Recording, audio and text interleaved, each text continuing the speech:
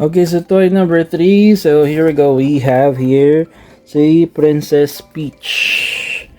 Okay, so yan ang toy number 3. Tingnan natin yung box. Ayan si toy. Ayan si Peach. Medyo iba ang issue ni Peach dito. Okay, ayan yung box. Almost same. Harap lang, pinagkaiba na lang lahat. And then the name sa likod. Okay, buksan na natin to. Naging ano no.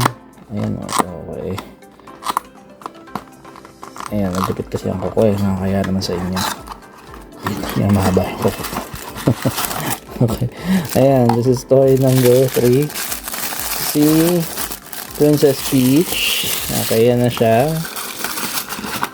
Very ano lang, very simple lang yung ano nila. Parang pang display lang talaga, pang keychain. Yan, ang nasa likod naman niya ay isang star. Pero nandito rin sa chain niya is star. Okay, dahan-dahan natin kasi baka maputol eh, no?